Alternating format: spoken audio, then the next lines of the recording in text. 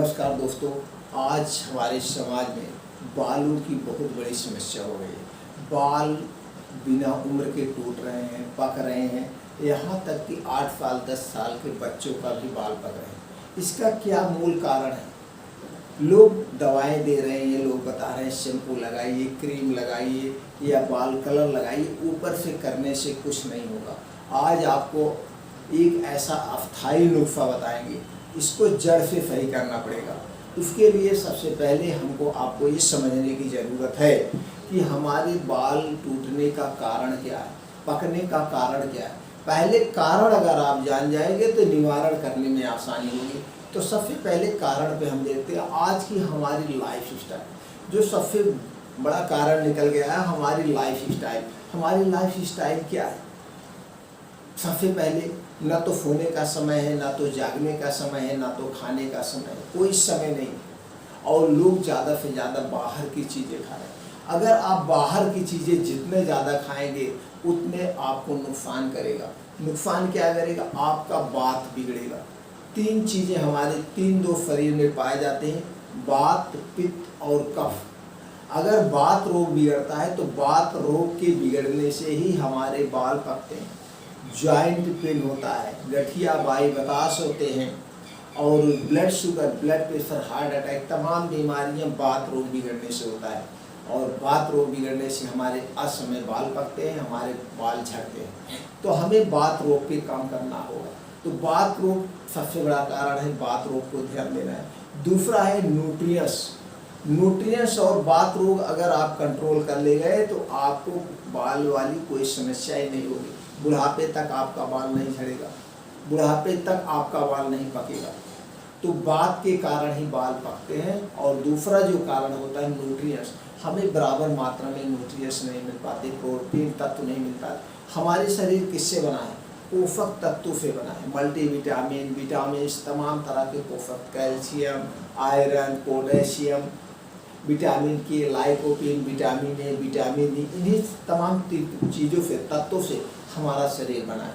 इसमें से कोई तत्व अगर कम हो जाता है तो हमारे शरीर में उस तत्व की कमी से विकार पैदा होते हैं और उस तत्व की कमी के लिए हम उस तत्व को पूरा करते हैं, उस प्रोटीन्स को पूरा करते तो हमारे रोग दूर हो जाते। तो दोस्तों हम अस्थायी इलाज आपको बताने वाले हैं, कुछ चीज़ें आपको बताने वाले हैं। अगर इसे अपने डाइट में आप शामिल करते हैं और वात रोग कंट्रोल करते हैं कि आपका वात रोग न बढ़े तो आपका बाल वाली समस्या जड़ से खत्म हो जाएगी। कोई शैम्पू नहीं लगाना पड़ेगा, कोई कलर नहीं लगाना पड़ेगा और इसका कोई अस्थायी इलाज है ही नहीं।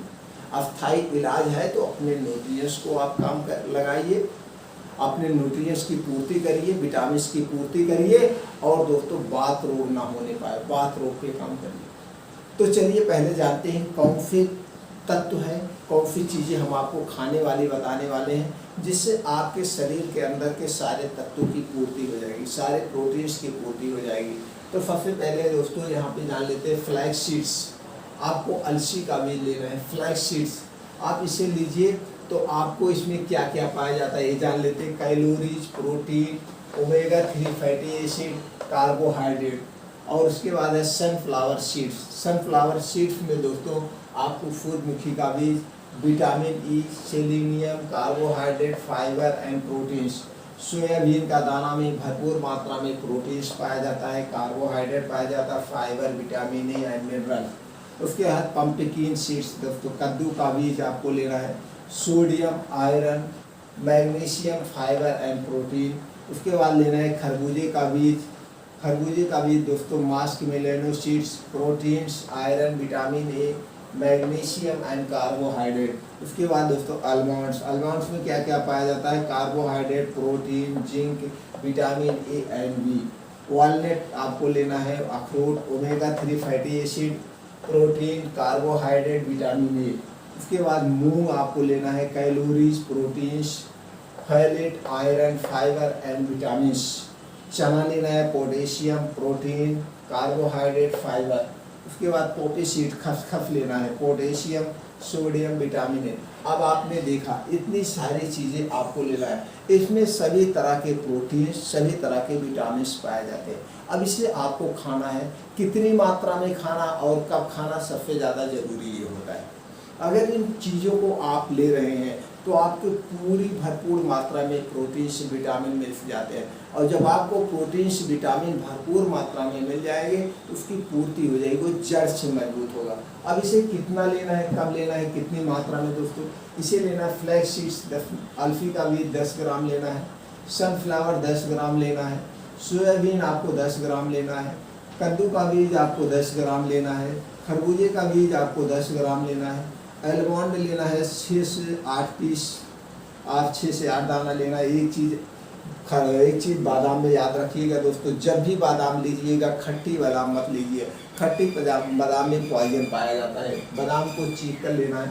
अखरोट लेना है 4 से 5 पीस, मूंग लेना है आपको 50 ग्राम, चना लेना है 150 ग्राम, और पॉपी सीड्स लेना है 5 ग्राम, खसखस, ये सारी चीज़ें आप लेना है। इसको लेने के बाद अच्छी तरह से धुल लेना है।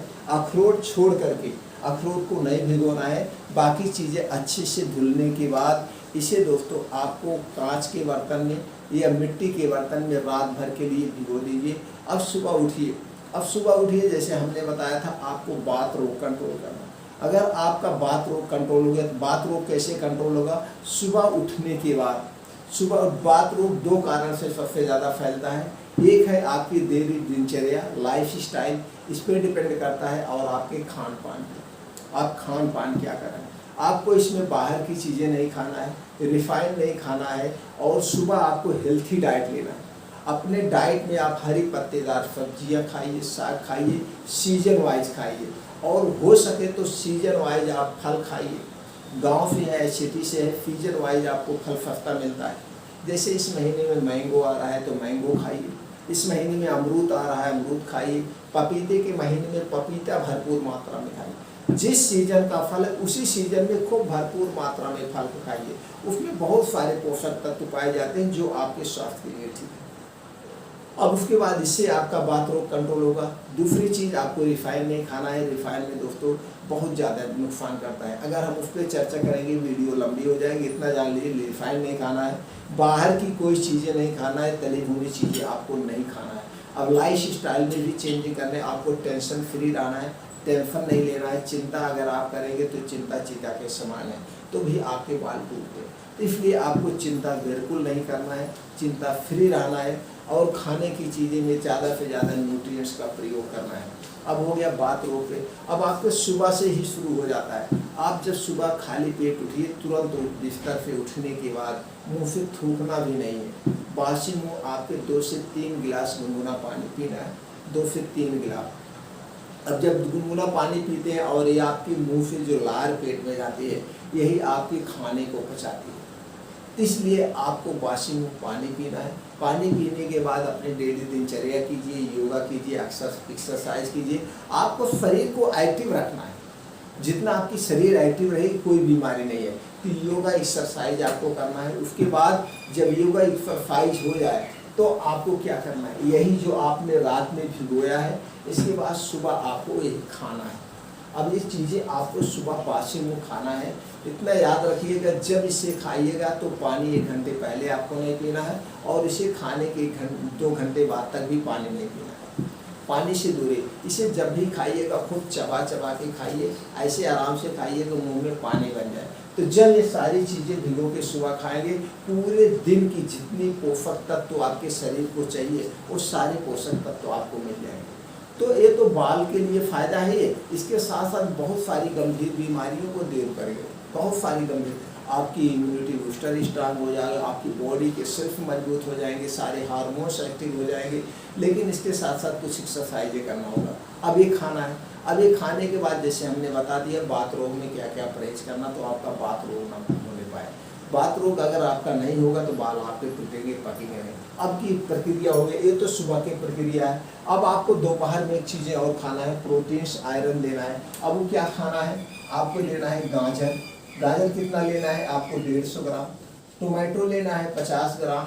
बीटरूट चुकंदर लेना है 50 ग्राम, और प्याज लेना है 50 ग्राम।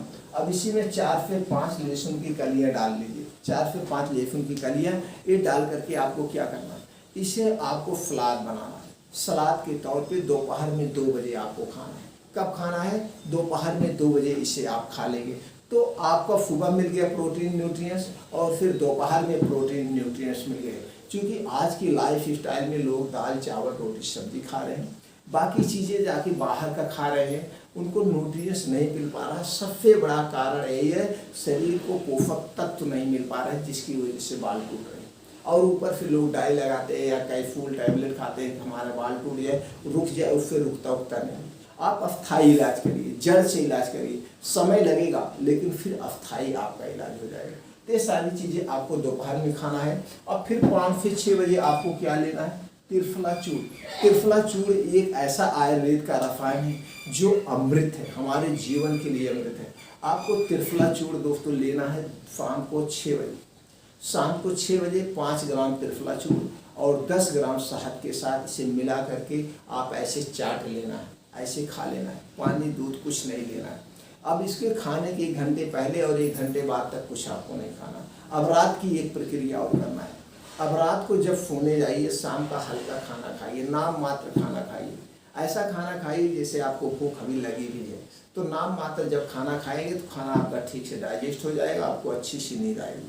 अब जैसे आपने खाना 8 बजे खा लिया, अब 9 बजे आपको 1 गिलास दूध लेना है। 1 गिलास दूध का मतलब 300 ग्राम कम से कम दूध लेना है और उसी में आपको 3 ग्राम हल्दी डालना है, 2 ग्राम आपको डालना है दालचीनी का पाउडर। दालचीनी आप बाजार से खरीद लाइए, पाउडर घर पे बनाइए शुद्ध। और दालचीनी पाइप वाले लीजिए, पाइप वाली दालचीनी ऐसे गोली से होती है, अंदर छेद होता है, तो दोस्तों इसीलिए उसको पाइप वाली दालचीनी कहते हैं। तो आपको पाइप वाली दालचीनी लाना है, उसका आप सुखा लीजिए या हल्का सा रोस्टेड कर लीजिए, घर पे कर लीजिए, उसमें जो मॉइस्चराइजर है वो हट जाएगा। उसके बाद पाउडर बना के आप रख लीजिए। 3 ग्राम हल्दी का पाउडर, 2 ग्राम आप जो है दालचीनी का पाउडर। दालचीनी के पाउडर में कैल्शियम, विटामिन सब कुछ भरपूर मात्रा में पाया जाता है, तो जो आपके बालों के लिए फायदेमंद है। तो हल्दी भी करकुमिन है, वो भी मल्टीविटामिन, एंटीऑक्सीडेंट्स है, वो भी तमाम रोग प्रतिरोधक क्षमता को हमारे बढ़ाती है। तो हल्दी 3 ग्राम और दालचीनी 2 ग्राम डाल के दूध में उबाल लीजिए। उबालने के बाद जब दूध ठंडा हो जाए तो खाना खाने के 1 घंटे के बाद रात में आपको पीना है। खाना खाने के 1 घंटे बाद रात में पीना है और इस दूध को पीने के 1 घंटे बाद ही आपको सोना है, जिससे ये दूध डाइजेस्ट हो जाए, आपके शरीर में लग जाए। अगर आपने दूध पी लिया और दूध डाइजेस्ट नहीं हो तो आपको नुकसान करेगा। ये 4 प्रक्रिया अगर आप अपनाते हैं, सुबह इसे खाली पेट खाना है, दोपहर में आपको इस सलाद खाना जो हमने बताया, शाम 6 बजे आपको त्रिफला चूर्ण खाना है और रात 9 बजे हल्दी वाला। ये सारी चीज़ें आप मिला लेंगे तो 40-50 रुपए का खर्चा आएगा। लेकिन ये 40-50 रुपये आपका लग रहा है और जो 4 बार का आपकी डाइट है, इससे आपके कोई बीमारी नहीं होगी। बाल के साथ साथ शरीर में कोई बीमारी नहीं होगी। अगर ब्लड प्रेशर, हार्ट अटैक कोई बीमारी है तो उसमें भी इम्प्रूव करेगा। और कुछ दोस्त ये पूछते हैं क्या हम इसे डायबिटीज़ है तो ले सकते हैं? सब लोग खा सकते हैं, इसमें कोई नुकसान नहीं करेगा बल्कि आपको फ़ायदा करेगा। तो सीधी सी बात है, आपको बात रोग नहीं होना है। बात रोग के साथ साथ प्रोटीन्स, विटामिन या पोषक तत्वों की कमी से ही बाल टूटते हैं, बाकी कोई रीज़न नहीं है। एक चीज़ और आपको करना है, आपको ज़्यादा शैम्पू नहीं लगाना है। करीब महीने में 1-2 बार कहीं लगा लीजिए, 1 बार वो भी हर्बल शैम्पू। नहीं तो आप फतरीठा से बाल धुलिए या एलोवेरा आता है दोस्तों, एलोवेरा आप अपना पेड़ लगा लीजिए, उसमें फिर नीचे का गूदा निकालिए और उसमें बाल लगा के धुल लीजिए। जो मार्केट के जितने भी शैम्पू है सब नुकसान करते हैं। शैम्पू से आप दूरी बना लीजिए, नहीं तो आपकी बालों की जड़ें कमज़ोर हो जाएंगी तो भी बाल टूटता है। ये भी आपका रीज़न है। अब पहले के लोग हैं वो 6 साल महीने में कहीं 1 आध बार तेल शैम्पू लगाते हैं। तो दोस्तों ये वीडियो को ज़्यादा से ज़्यादा लोगों तक शेयर करिए, सबके तक पहुँचाइए, चैनल को सब्सक्राइब कर लीजिए। फिर मिलते हैं नई जानकारी के साथ अगले वीडियो में।